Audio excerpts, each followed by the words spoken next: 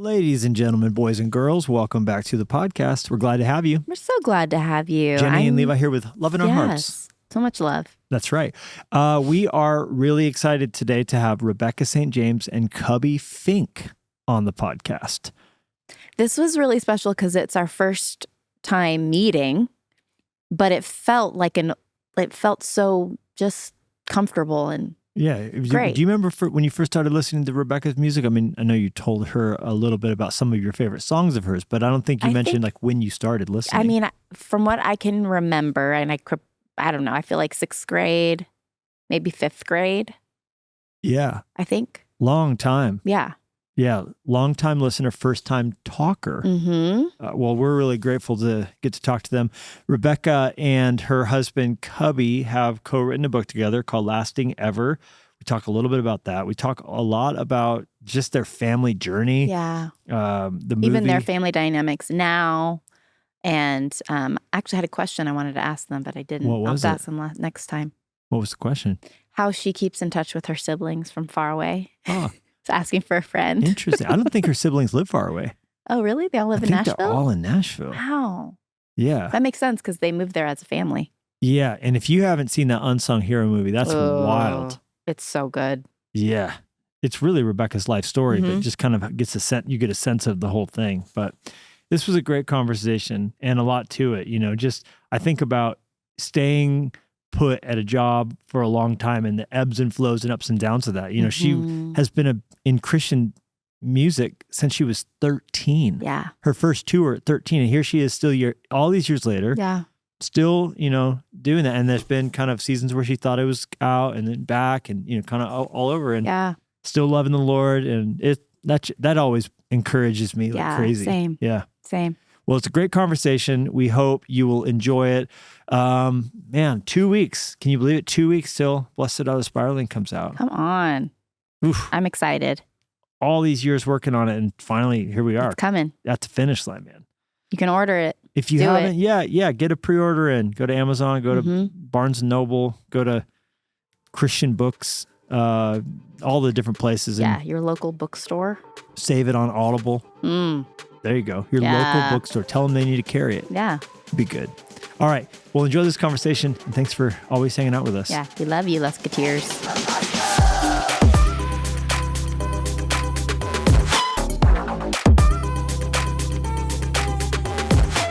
All right. You guys, welcome to the podcast. Thanks so much for coming on. Thank you for having us. We're thrilled.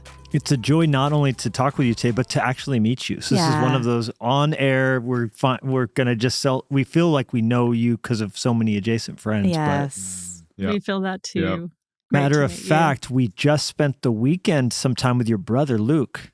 You did. So how did that work out? He was on holiday. Okay. I'm trying to speak your language here. I love that you just said holiday. Yes. That makes me so happy. You did not say vacation. America's vacate, but you, the King's people, holiday. We do. Nice work. So Luke was in Montana with another couple on a little and his wife. Another couple and his. To clarify. Yes, Courtney was also present.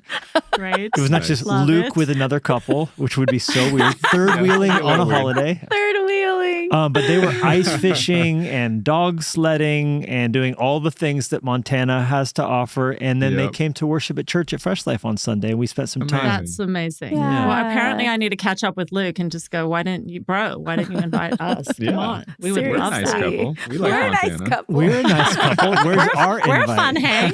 Yeah. But they were like living their best Montana life for sure. Oh, yeah. So I'm sure they were. Like And apparently the girls loved it more. So they loved the ice fishing more than the boys did. The boys left and the girls stayed alone fishing. Do you know why, though? Because they were just talking the entire time. Probably scaring the fish away, but having the best female bonding ever. Absolutely. I'm sure that was it. Yeah. That would be me. Yeah. Okay, and then they ate what they caught that dinner, for dinner that day. It was primitive. You're going to have to check in with him on all this. Yeah. Okay, I'll catch up with They him. were snowmobiling. I was like, dude, I've lived here 15 years or 18 years. I think you've had more Montana in 3 days than most people do in a long time. That's amazing. Yeah. That's too good. So amazing. Anyhow, and then of course, you just mentioned our mutual friend Annie F. Downs, but it's hard to meet anybody in the Christian music industry or publishing industry that doesn't know you guys, have such high respect for you guys. And then, Jennie and I both have we grew up just familiar with your music and ministry and aware of you two and all the things. So thank you for saying that. It's really nice to hear. Yeah. We don't expect that. So well, and it's sweet. Really nice. It's sweet because we're 40. What am I? 43. Are you asking? I just turned 43. It's hard to keep track, right? I don't remember how old I am. No. We have to talk about it. But she wants me to What- keep where track are of we how at? old she is. So I'm going to have to work on my age and her age. Yeah, Sorry. there you go. Yeah. No, but we're in the same age range. Yes, and we are. so Yeah. it's like we grew up as you were growing up and hearing your voice. And even I was just thinking back, one of my favorites of your songs, Rebecca, is Speak to Me. And I feel wow. that That is a while ago. yeah, but I think, and that was, gosh, I don't even remember. I was high school, did you junior dance to high. Yeah, 90s. I didn't dance The to it. best is I when was Jennie's like, I did a performative dance to that. Like, she gets to bust that out because she was a part of a It dance was ministry. interpretive. oh Yeah. my No, god, like ballet. Yeah, They would interpretive like dancing. put a song Oh, on and then do ballet wow. dances to it. yeah, but not that Amazing. song. Not belly Okay. dances to it. Ballet. No, not ballet. Yes, my accent can betray me sometimes. So I was not saying belly. Hey, I was saying ballet. DJ, fire up one Let of it be Rebecca's known. songs and Jennie, go ahead and do a ballet dance to it right here on the podcast. belly. Belly. No, what I was going to say That is was I hilarious. never danced to any of your songs. Okay, Yet, all right. the day is young Yet. though. Yes. But There's always time. that song in particular was one that I would write out. I wrote out my journal when I was it must have been junior high or high school, but is still a song that to this day, will be one of my go-to, when I'm just kind of praying and singing, that will be one that literally comes back to mind. And so it's so special to me. So thank you for that. And I just, when I was thinking about it today, just thought of that very thing. That is her. And that has been a literally just a theme to my life. Yeah, so a soundtrack to your Yeah, journaling. yeah. With God. I love beautiful. that so much. So anyways, Thank you all for that to telling say, me. yeah, thank you. Thank you. Well, and love I it. was a teenager writing that song too. I was probably 17, 18 maybe. And just saying, God, I want you to speak to me, for your child is here listening. I mean, it was scripture. It was just straight scripture pretty much. But every time I would play that song in my shows or sing it a cappella or whatever, it touched a chord. And I think it's because it's it is scripture, and it's just, it invites him to speak into our lives, and we asked to have that heart position that's open to hearing him too. So Yeah. it's cool to hear decades later. Yeah, I know. I Yeah. have a stories, so song thank too you. that's really encapsulates the True Love Waits movement too. What was Wait that for song? Me. Wait for me. Wait for me. It was about Oh. him, at least a decade before I knew him. Which is so amazing. I mean, I know we're living in a Thanks. moment now where everything's a little bit revisionist Yes. history and, looking Yes. back on. Right.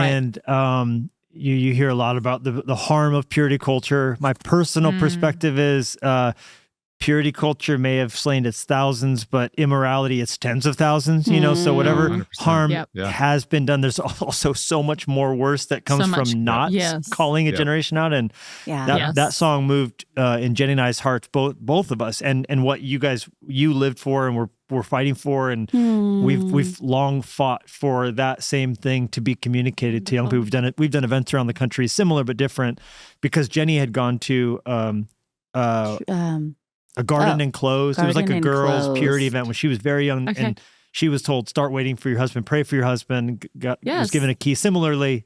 So anyhow, I just feel like there's a simpatico there in just how beautiful that is. Yeah. Yes. I love Yeah. that. And I appreciate you still speaking out on it, because I think there are a lot of people, because of the fear, the enemy is kind of getting the victory because of the few that were slain by that movement. Yeah. There's a lot of fear surrounding it. People don't want to touch it. And so it just goes unspoken about. And then that leaves the young people in a place where they're being taught by culture what to do when it comes to sexuality and those things. Exactly. So the fact that you're still taking a stance on it, I really appreciate, because a lot of people aren't, which is unfortunate. Yeah, that's And we chose to write about it too in our book, Lasting Ever. And I think it was because as parents, we know that it's an important topic to talk about and to know what we think. Because whatever we think, we are imparting to our children, whether it's conscious or subconscious. And so, I mean, for us, that True Love Waits movement was helpful, and we feel compassion for those that felt wounded by it. And I think in a lot of situations, it was maybe legalism that wounded them, and it being very rule based or just legalistic. But for us, it was something that was positive and that encouraged us to wait for each other, and it's something that we're now talking to our kids about. And it's not about like, oh, we're getting it so perfect or whatever, not about that. It's more just like looking at how can we honor God in every area of our life. Like this is just one part, of like holiness that we want to live in every area, right? Like God's way is beautiful and best, and the Bible lays out this way that is good, and none of us are going to do it perfectly. But and there's grace and there's forgiveness when we don't get it right. But the intent is to honor God in every area. And it's funny, in like thinking back about that purity movement in the 90s and all of that, I think really what it was a holiness movement. It was like the Wesleys, like John and Charles Wesley, like calling, young people of our generation to holiness in relationships. And I think when you take it at face value like that, there's a real beauty to that. Absolutely. There's a loveliness and a loveliness that we need to pass on to our kids. It's like a celebration of sex God's way. And it can be this like beautiful thing that is, and a way to honor God, I suppose. It sure feels like an instance of throwing the baby out with the bathwater. And I love what you're saying. We've said the same thing. Yeah.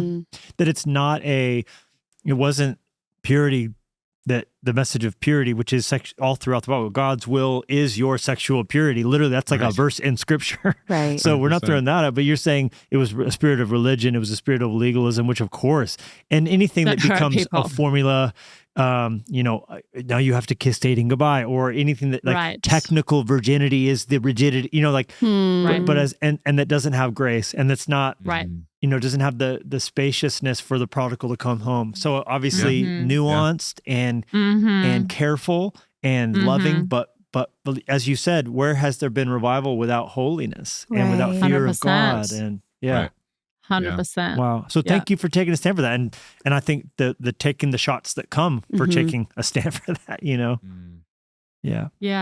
I mean, it's interesting because really our book is about our stories separately and then together, and what we've learned through the highs and the lows. It's very real. It's very authentic, but we did have that choice to kind of include that part of our story of waiting for each other, and knowing that some shots probably would come. But also just going, I think we owe it to the next generation and to our kids to actually talk about this and how we think about it impacts our lives. Totally. I think it's worth continuing to unpack. And we were actually just talking about this afternoon, because I mean, it's dealt with to, I don't know, probably a very light degree in the book. But I think it's worth really unpacking and kind of digging in on the potential harm that movement may have done, but also the beauty that was there, and just kind of so much good. Allowing people a place to be free to speak about it again. Because I think that, like I said before, there's just a lot of fear surrounding it. And what we always felt was that verse in Ezekiel, because it was born for us. The urgency to speak out on those issues came on our honeymoon, where we're sitting there like enjoying the fruits of God's plan, and we were both literally in Maui, Hawaii, eating pineapple and drinking black coffee, and we had just enjoyed like the gift of marriage together for the first time. We both were like, wow, God, like, yay for your plan. And we just were looking at each other like such a bright-eyed joy of like, we saved these gifts till Christmas Day and we didn't open them up on Thanksgiving. And I felt, we both just felt this crushing weight of like, you need to tell other people how good it can be if you walk in my ways, imperfectly as you did, but man, it's God's plan is good. And so I think for us, it was born of that. And that verse in Ezekiel says, Son of man, I set you on a watchtower. If you warn them and they don't listen, that's okay. That's on them. Yeah. But if you don't warn them and they don't listen, then I'm going to hold you accountable. So I think where we've been given revelation, we do need to say something and speak up, both for our kids and now we have for teenage girls who would be in their teenage years. Wow. And to think about getting to shape their worldview on it, but also every other, and so I feel like I'm just glad that we have a similar mentality on it. And I'm really excited. I do want to talk more about that in the book and find other ways for that dialogue to continue. But we should just mention this book is, as people are listening to this, 1 month old. It comes out Valentine's Day week. Is that right? Mm-hmm. Yep. Mm-hmm. Okay. That's right. So people listening to this in March 19th and beyond, it's called Lasting Ever: Faith, Music, Family, and Being Found by True Love. What a fun release week date. That's so fun. Seems like a little well planned. Very well planned. There was a little thought. Yeah, a little thought around that. I want to talk about this. Explain the title, Lasting Ever. Yeah, well, we kind of began with, just the concept of love and the longing that all of us have for happily ever after love, just kind of that like Cinderella meets the prince kind of, love. And I think it's there in all of us, even if we might consider ourselves a bit more cynical. I think it's there in all of us. And so, like, what does that look like when it comes to our faith and our dreams? And, so we started also, I think, moving into kind of this concept of, well, we want to live out a lasting ever love or everlasting love in our relationship with God and in our relationship with each other. And I think there's a lot of just discouragement that we see in the church. I mean, probably at large, people are stressed, people are anxious, people are fearful. There's that kind of feels pretty epidemic, but in the church as well. And this discouragement, there's deconstruction happening in faith, and then also in family life and in marriage and parenting and all of it. And so I think we really just wanted to tell our story, both the highs and the lows, very authentically, and just go, how can each of us, in community with each other, just live out this love that sticks it out in the hard times. And I was involved in a movie when I moved to LA, probably in my early 30s, soon before we met. And there was this mentoring scene where this mentor was encouraging the male lead in the movie to commit to marriage and to stick it out in the hard times. And he was saying how a lot of people quit before they get to the great stuff. Like, you've got to kind of weather some storms and some hard stuff to get to the great stuff. And it always stood out to me, like, there's gold in going through the challenges and sticking it out with this love that leans on Jesus for the strength to persevere in hard times, in faith and in family and in marriage. And so I think that's what we're alluding to. That's what we're trying to encourage, both in ourselves and then in whoever reads the book. That's beautiful. And I love how it goes back and forth between your perspectives and how vulnerable. It is very cinematic in how it jumps it's almost, back and forth like in that way. panning. That's him. That's Cubbie. I was going to say, you feel it. Seems like it. someone's got a background in film here. He's the director here and sees every story as a movie scene. So he's so descriptive, and it's interesting to like hear our different voices in the book. Yes, absolutely. And at the beginning, okay, this is Rebecca. Okay, this is Cubbie, and you're kind of cutting back and forth. And before we talk more about the book, which I do want to, there's a lot of overlap of material, of course, with Unsung Hero, which is the movie that you produced, Cubbie, right? One of the producers. One of the producers. Yeah. And Rebecca, this is a movie about your life, your family coming to Australia, from Australia to America, the genesis of the career, the spawning of all that we know of now, which is, of course, multiple bands for King & Country and yourself, as well as all the book projects, all the podcasts. And so it's really kind of like, how did this all happen? That movie, unbelievable. Aww. Unbelievable. So incredible. Truly. Really good to hear. No, I mean, thank you. Not like unbelievable with an asterisk, unbelievable for a Christian movie, not like, like great, all things considered, like just really, really moving movie. Wow. Praise the Lord. Appreciate you really saying that. Yeah.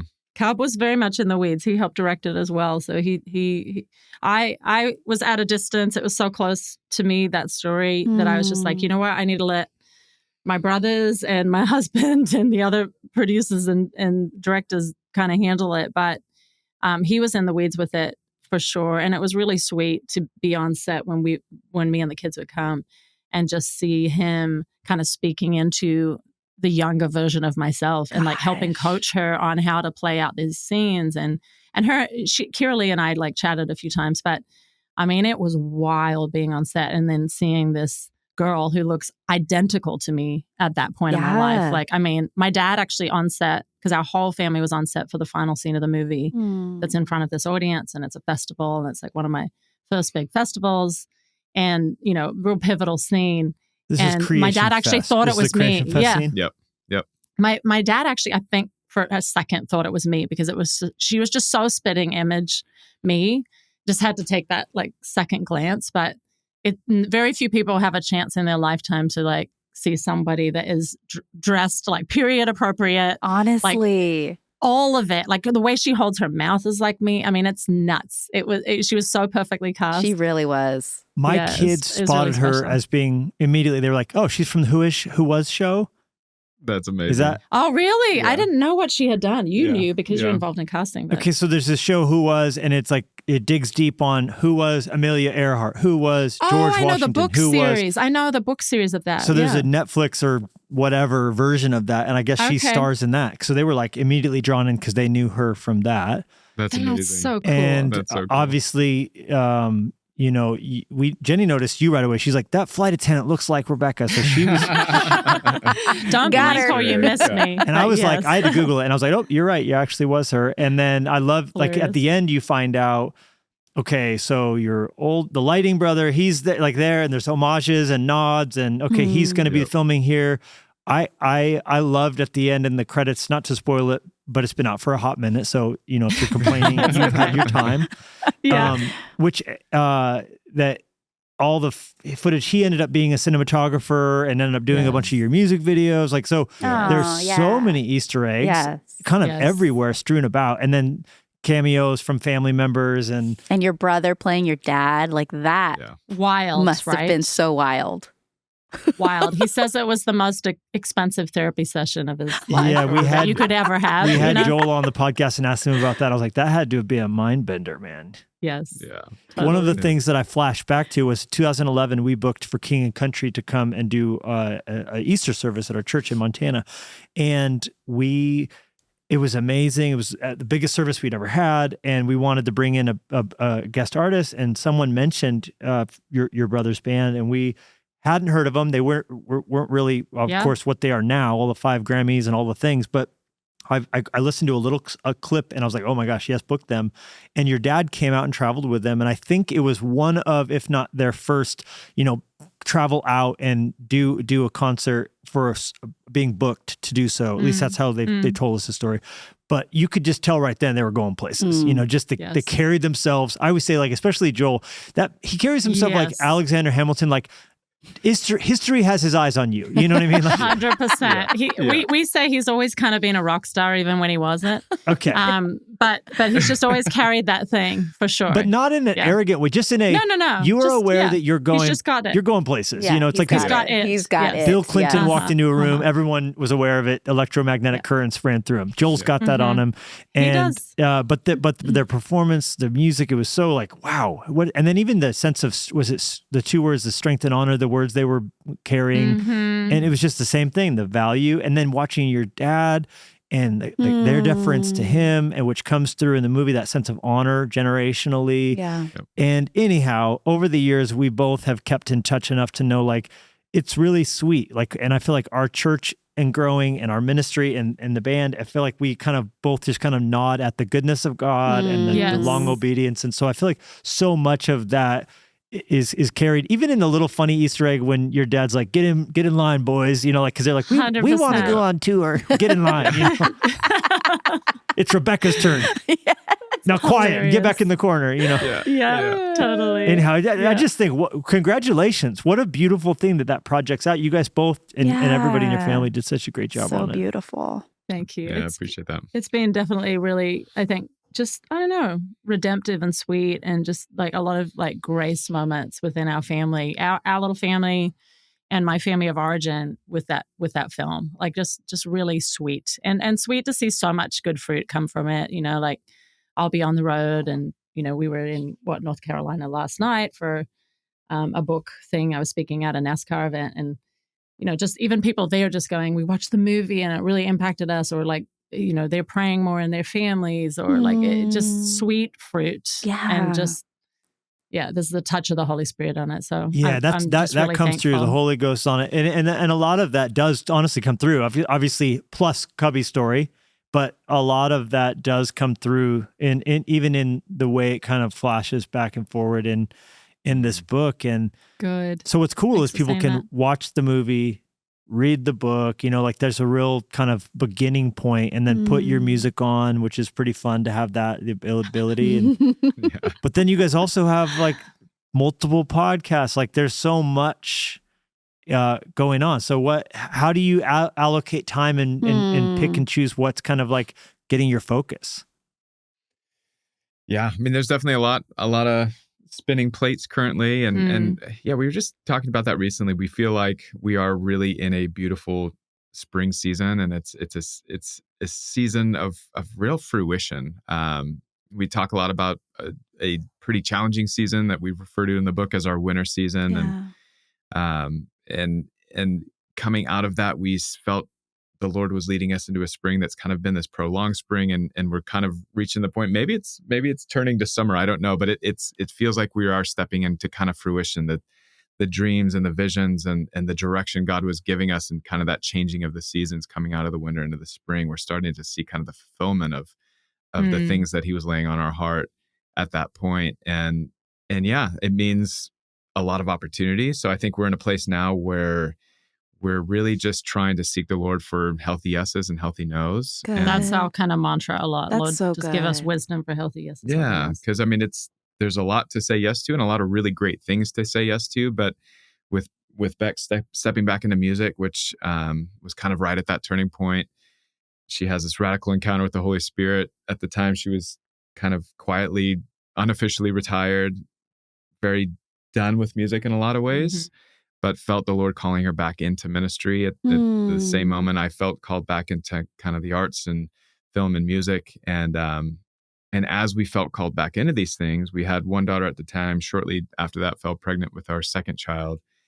And just kind of looking at the horizon, looking at what God was calling us into, we knew that for us to say yes to anything, we needed to put our marriage first and our children first. And that's kind of been what has shaped this last several years. Is yes, God is providing us with these amazing opportunities, but we need to make sure that the foundation is solid before because all of our ministry stems from the health of our marriage and the health of our family. Right. That's our desire. Right. Yeah, that's So our desire. Yeah. If that isn't in line, or if that's out of whack, then everything else shuts down, and we're not going to continue to push forward if it is sacrificing our family. So that's at the core of what we're saying yes to. But it's also really beautiful to be able to do ministry as a family and make the kids part of it. And they come along for a lot. Okay, I was going to say that too. Your kids are young. Your oldest is 11, your youngest is 4, and you also have a 6-year-old. So like you're still in it. Oh yeah, because you have a child who's not even in school yet. Yep.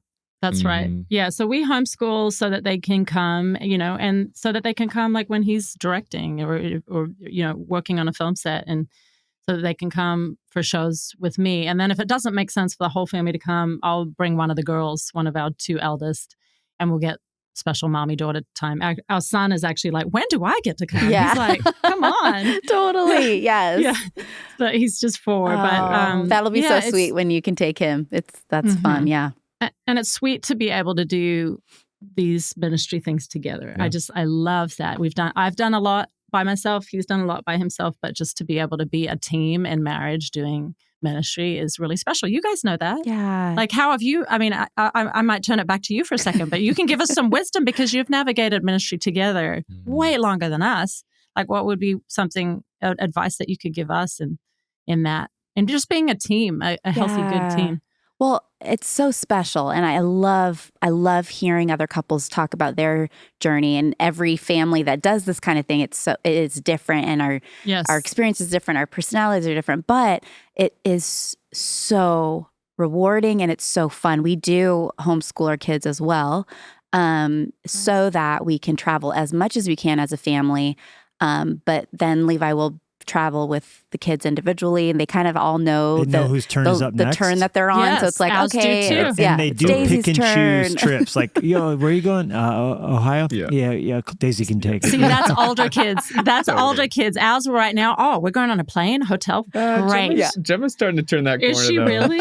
She'll put her nose up to Okay. Yeah, or they get She's burned. like, They had you a got bad to go experience. somewhere cooler. So early Actually, on, Daisy had a bad experience in She's our Nashville. 14-year-old. And it was a Okay. big publishing day, and she ended up bored at the HarperCollins building I think for a she while. was like 6 or 7. And she just, for a long time, if the word Nashville was used, she would just be like, no, that's not for That's me. not That's for that's me. not for me. That's too I'm not good. going. You could take that one. But then, like Pittsburgh, we always try and tag on like a child science museum or something fun. Yeah. Yes, we do the same thing if we can. So that's the best. I mean, gosh, that's education you can't pay for. Getting to go and see the Smithsonian or do these sorts of different funny things. And so I would say Jennie's advice is great. Knowing your family's going to be different, it won't make sense to anybody else. But it's not Saul's armor; it's a David slingshot thing. And then the other thing is healthy compartmentalization is good. The ability on a date night to put a pin in work and to be able to have, hey, like, let's just be together here. Let's not be in work mode and not be, and obviously that's not a hard firewall because there's off-duty ministry that shows up. But by and large, let's put a pin in that and just have fun and watch a movie tonight and not talk about staffing stuff and, all the hard conversations. So that's good. Those would be some little things that have been fun for us. Yeah, but this is our podcast here. You I also just want to say, you guys have such a solid, strong foundation of, first of all, each of you, your relationships with the Lord, but also together. It's so clear that you guys are living out the message that you have written and experienced. And so just that alone is huge, and God's going to bless your faithfulness, and he's going to bless your family, and he's going to grace your kids with what they need for the calling that's on your family. Because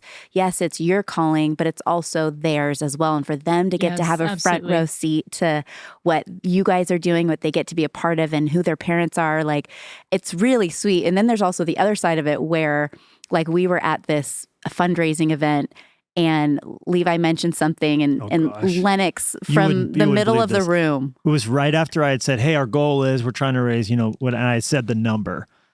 And Lennox, who's there, 7. It was his turn, so he's sitting there on the trip. He shoots out, keep on dreaming, Dad. Keep on dreaming, Dad. No you'll never make way. that. It was, the room just like, busted up laughing. But even just that, did. that side of it where it's just the best, like getting to be on the road with them, and they see the hard stuff, but they also get to see the good stuff. And so I'm kids are all graced. for it. They're graced for what you're graced for. Yeah, exactly. Thank you for that encouragement. I really appreciate it, you guys. So with music, so okay, you said it wasn't a formal retirement, but there has been resurgences and seasons of it. Because I mean, this is talk about a long obedience, Rebecca. Yeah. You've been a pioneer in the Christian music industry for so long. And I love there's still such a sense of a lightness and a brightness in your eyes for it. There's no sense of jaded. You're not that I mean, for a man you would say elder statesman,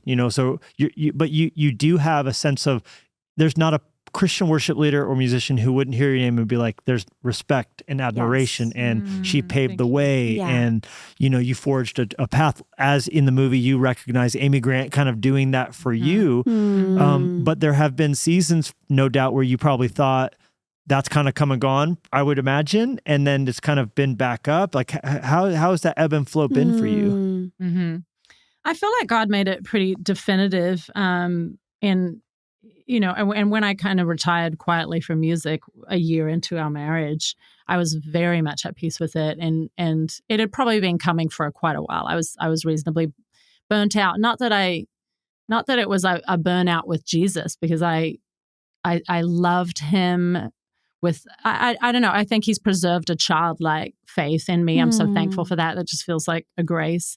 But more just, I mean, my voice, there was anxiousness associated with singing, just having done it for nearly 20 years at that point. And my first tour at 13 and full-time at 16. It was kind of all I knew, and I had grown up in it. But I think, you push that hard for that long, and your body and your heart is saying, take a rest, take a break, have some more balance. And if you push through some of those things, eventually you will burn out, or there'll be a price to pay. And I think my heart just had to catch up with my life in a way. And so I think it was a releasing, that felt very right. And in some ways felt like it was probably for the rest of my life. I was very much at peace with never singing again. And I had these vocal issues from stress. I kind of have a panic attack on stage where I just struggled to sing sometimes. And I talk about that within the book. Yeah, that's very vulnerable, very gripping. And it also, you kind of see it in the movie too, where even as a child, there's some fear associated with letting go. Definitely. Yeah. And I think a lot of people that either, start out in music or film really young, like, child actors or child singers that, at some point they've probably dealt with some anxiousness or imposter syndrome or just great insecurity that they've had to deal with. And so I think those years of me just being off the road, living this dream of being married, going around the world with him. He was in a mainstream band, Foster People, that had just blown up. And so we were traveling the world together, and I would just watch him from the front of house and just be proud of him. Would your tour buses pass like ships in the night, No, they were together. Because I wasn't. Yeah, that was when I was like retired. Oh, I see. That's what you're saying. Yeah, so I retired. You try to keep marriage. up, Levi. I apologize. No, that's okay. That's all right. So yeah, it was really sweet to be able to do that, and then to have this dream of like becoming a mom and just be full all in on that. I mean, it was God's provision, and I really didn't see this whole second round of ministry happening. I was just like good with it, what supporting him and whatever God had called him to do in that season. But and it was a winter season too. There was miscarriage in that time and some really challenging. I'm so sorry about that, you guys. Components. Thank you. Yeah, it was very, very hard, and hard to know in that time too. How's God going to redeem this one?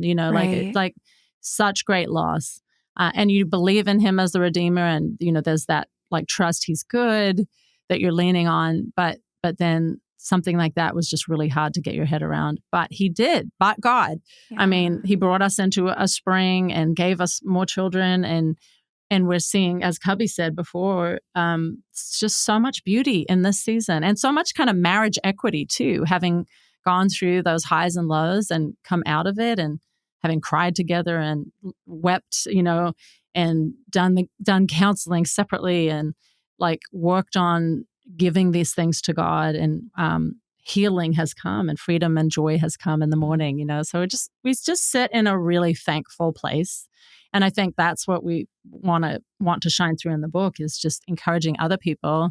If you're in a season of, whatever season you're in, just trust in God in the hard times. He is good and He is faithful, and He does redeem all the aspects of our lives that sometimes we might think wonder how He's going to do it, but He does. Yeah. Well, and what a beautiful display of when you hold lightly what God has entrusted you with, and then you allow the seasons, and obviously it's easier, it's beautiful to say you allow the seasons to come and go, but it's actually so real when you're just saying, God, let me be whatever you want me to be. Like, I'm your servant, and I will go, I will stay, I will do whatever. And for you guys to be in a place where you have experienced that, and you really are just offering your lives, and now as God's just turning the tide or whatever it is, like it's so beautiful to behold. And I think that is just such an example to everyone to see, okay, if I don't need to clutch on to my talents or my gifts or the season of life that I'm in. Relevance, yeah. Right. God's going to allow what He wants in His time. And that is what's so beautiful as we trust in Him, like you said, with a childlike faith of, okay, God, I trust you. Like, it is very simple and it's hard in the moment, but that's what it all really boils down to. And thank you for living that out and showing us all, like, okay, this is what it looks like. It's possible. Well, and again, not perfectly. Yes, exactly. I think we lay it in the book. We're very authentic about the highs and lows and those weak times, and just needing the Holy Spirit so much. So, but thank you. Thanks for the encouragement. You've got the gift of encouragement, girl. You really do. Thank Cubbie, you. I'm curious, with Foster the People, was film a passion before that? Were you a filmmaker who did music, or a musician who did film? How do you kind of more see your strengths? Yeah, a little of both. I mean, it was sort of an interesting journey. Initially, I was kind of on the sports path. My dad was a big baseball player and started playing baseball very early on, and was very much on that track and thought that was going to be sort of my life. Wow. And about midway through high school, I stumbled across my mom's SLR and started taking some pictures, and kind of fell in love with the way life looked through a viewfinder, and was just very inspired by that. And so got very heavily into photography, and that translated very seamlessly into filmmaking, and started making short films. And that was about the time I started playing music. It was all kind of early, mid high school. So shooting photography, making short films, started playing guitar, which eventually turned into bass. So it was kind of a hard shift out of the sports world into kind of the more creative places. Yeah, wow. And so graduated high school and was in a band, and was planning on moving to LA to do the music thing. And then God kind of intervened, ended up on the mission field for about 2 years, which I thought was going to be for the rest of my life. And he made it equally clear that it was time to come home. That was South Africa, right? It was, yeah, I was in South Africa. And while I was down there, I mean, essentially moved down with a backpack, a guitar, and a camera. And so was able to, experience kind of worshiping with other cultures, but also being able to capture these stories that would have gone untold. So really developed this heart of being able to use a camera to tell these stories. So I ended up coming back to the States. I went to film school. It was actually a degree in communication with an emphasis in film production, with minors in cultural anthropology and biblical studies, all with the heart to go back to the mission field to make documentaries. And then God kind of shifted the true north again, and really kind of pointed me to Hollywood as the next mission field, and felt called to get up there and approach more of filmmaking from the narrative side of things as opposed to the documentary side of things. And so moved up there, got plugged into the film industry, was working on things pretty quick. And then the whole industry shut down because of the writer's strike. So I said, well, I know how to play music, and kind of felt prompted. I'd actually tell a story about a dream that I had that God used to kind of remind me of music and its role in my life. And so started doing music kind of on the side, and then met a few guys, and one of them through a Bible study. And we started this band that kind of became a passion project that ultimately became the band that took us around the world for several years. And met Rebecca kind of right as that band, right as Foster People was starting to... Yeah, and Pumped Up Kicks was starting to blow up. Yeah. So to answer your question, it's both. I mean, I'm very passionate about both. Yeah. But and where did the Beach Boys moment come? Because you played with the Beach Boys at the Grammys. Yes. Yeah, which was wild. It was kind of in the middle of our first touring cycle for our first album, and we were actually in Australia on a tour down there, and our manager called us in for a meeting in the hotel lobby, and he sits us down, and we didn't know if we were in trouble or what, but basically he's like, yeah, I got an interesting phone call from the Grammy Association. It sounds like the Beach Boys would like you to perform with them on the Grammys. Hello. No big deal. And I mean, it was just mind-boggling to say the least. Yeah. It was an obvious yes, but also a yes that was, carried a lot of apprehension, because it's like, how do you even approach playing with the Beach Boys? So yeah, pretty Was surreal. it your music or their music? We were able to come play. So the way it worked, we essentially covered one of their songs and then joined them in a song. So because they were up for New Artist of the Year at the Grammys that year. Yeah. So we were on stage with them. We played Wouldn't It Be Nice by ourselves, and then we joined them for Good Vibrations. Oh my gosh. Pinch yourself. So, I'm playing bass, Seriously. and it was just mind-boggling. And Rebecca, what was your Grammy experience? I mean, was that pretty epic?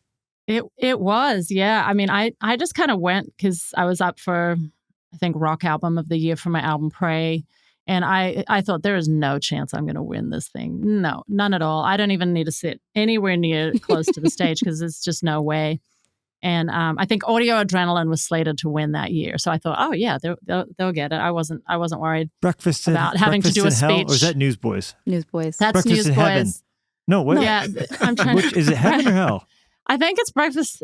Breakfast. They in hell. don't serve breakfast in hell. They don't serve breakfast in hell. Okay. Yeah, that's But that is where his the book. But in my Captain father's Crunch. house, Yes. it's a big house. Which We is can audio play adrenaline. football. That's Yes, audio adrenaline. that's right. Okay, yeah. That's it. So shortly after that, maybe What a even for time. that album. What a time to be alive. What a time in music. What a time. I do feel it. Yes, it was a special time. So anyway, I was at the Grammys. It was just like, this is a great excuse to dress up. And Totally. my parents were there. And then they announced my name, that I'd won that category. And I just could not believe it. Did you have a And speech ready?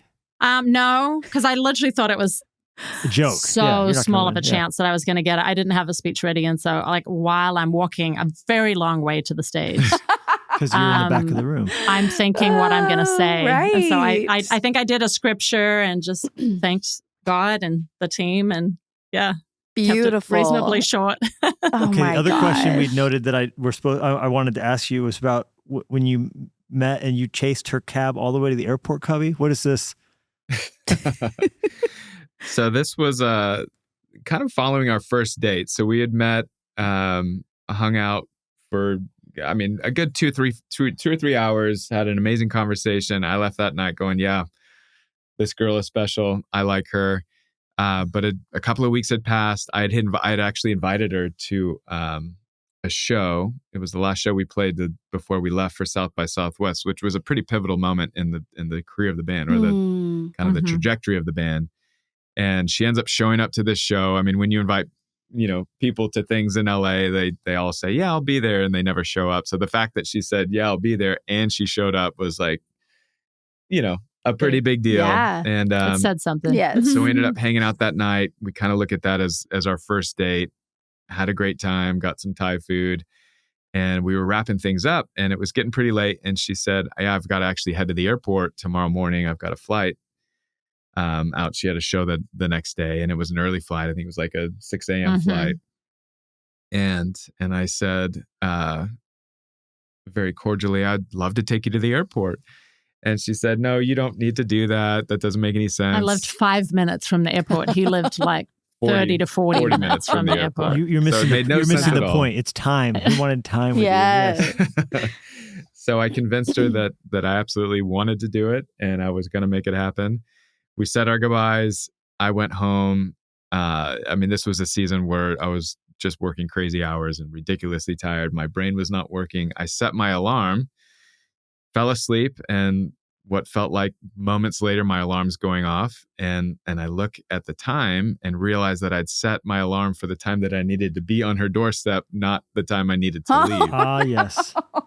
So I throw on some clothes, run down to my truck, and just start flying down the freeway. And sure enough, she calls and said, "Hey, you're getting close." And I said, "Well, I'm on my way, Closer but than I I'm was. gonna be a Close-ish. little bit late." Close-ish. And so she's kind of keeping tabs on me over the next 30 minutes or so, and just saying, I need to order a cab. I'm like, no, don't do it. I'm coming. And eventually she ended up calling the cab, and I had to admit defeat to the cab driver, but I kept going because I was going to at least see her if at all possible. And I'm pulling into LAX, the airport in LA, and a cab pulled right in front of me. And I see the silhouette of someone sitting in the back seat. And I said, that looks a little like Rebecca's silhouette. So I called her and I said, "Hey, I think your cab just pulled right in front of me." And she turned around and waved. And sure enough, it was her. And so I followed her into the departures drop zone. And there was some sort of weird glitch in the matrix that day because there was no parking attendants or no parking enforcement telling people to move. Usually there is. Oh, Right. yeah. I mean, especially Oh, yeah. that LAX. airport. They're just shouting you. I mean, if you sit there for longer than 2 seconds, they're yelling. Yeah. But there was no one around. I was able to help her get her bags inside, get checked in. We had this kind of beautiful moment of saying our goodbyes, and I was, able to greatly apologize for So I fail ended up being like a gift because I think I saw like he really did like me, that he went to that great, No doubt. those great lengths, Yes. and literally the second, third, fourth, 20th mile to come after me and to show me that he was like really trying to pursue me. So I there was a lot of good in it. Yeah. He turned it around. Oh my So, gosh. pretty Wow. fun. That's amazing. Oh, well, there you go. Way to go, bro. Yeah. And that's so Exactly. relatable. We could all feel the, oh, shoot. Yep. Yes. Oh my yeah. gosh. Oh man, that feeling. Okay, well, I can't recommend the book enough, Lasting Ever, which is co-written by Rebecca St. James and Cubbie Fink, which is out as you're listening to this right now. Did you guys do the Audible together too? Does it go back We and forth? did. Oh, that's so fun. Yep. It's pretty special. And both of us like cried at a certain point, like just, you know, because we are really authentic in the book. And I think it just kind of hit that, like, I don't know. It was written very, very authentically, and you can tell it, I think, from the narration. Absolutely. We own those words, you know. Oh, gosh. And I can't really tell you how strongly I think you should go, which is you're listening to this now, it might be on Netflix. I heard it's supposed to be coming for streaming on Netflix. Is that it's correct? Coming soon. Soon. Theoretically, yes. So as people are listening to this March 19th, go check. But even if it's not, go to Apple TV and rent it. Get it, watch it. Unsung Heroes, the movie.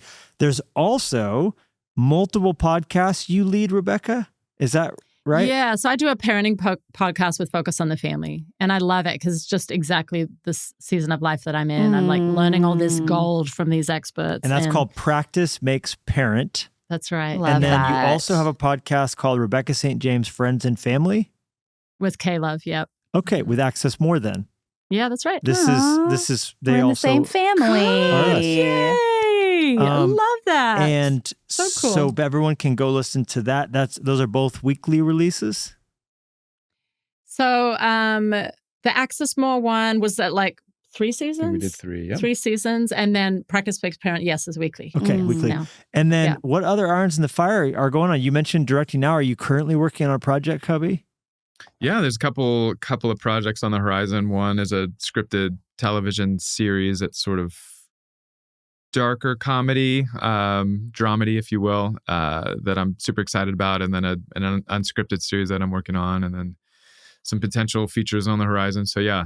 Exciting. Some exciting stuff Yes. for sure. Oh my gosh. Unless Wikipedia is wrong, you now are doing something with Bethel Music, Rebecca. Is that correct? Yeah, I had a album come out, was it 2 years ago, 2 or 3? Yeah, a couple years ago. Called Kingdom Come. Okay, that's And the so newest it's pretty fresh project, yes. and that's the one that's now with Bethel. Yes, yeah, and we are crafting a couple of new songs too. Yeah, right now. So. And is this under the Rebecca St. James like masthead? Yes. Yes. Your brand. That's how people can listen to those songs. That was a poorly worded question. I'm just saying you guys have so many DBAs. You have all these DBAs. It was so clever. I was like, oh. Because you don't have like any other band or worship title you release projects under just your name. Yes. Okay. That's right. That's what I was trying to say. Okay. Yeah. Awesome. That's right. Well, is there anything else that we're missing that you guys are excited about or working on? I think you hit it all. You're so up with all the stuff. I'm very impressed with how busy you guys' lives are and all that you've got going on. Thank you for prepping so well for this time. It's amazing. Well, it's a joy. So much respect for you guys. And I just wish you guys all the best and all the ways that God will have you pick something up and do it for a season and do it again and music. And so keep leading, keep singing, keep doing it together. And we're glad now to officially know you. We got our first double day out of the way. I know. We did. Yes, We did. It wasn't awkward at all. No, It was not just at all. so natural. No, well, I look forward to in person. Yeah. And amazing. Us too. Hey, Us too. God Thanks bless you guys. for Thank coming on. you. Thank you. Yeah, thanks You for as having well. us. Thank you so much for listening. Be sure to swing by levilusko.com and jennielusko.com to see what's going on in our world. And make sure to subscribe so you don't miss a single episode. And in the meantime, we would love to connect with you on social media. Jennie and Levi Lusko out. Access more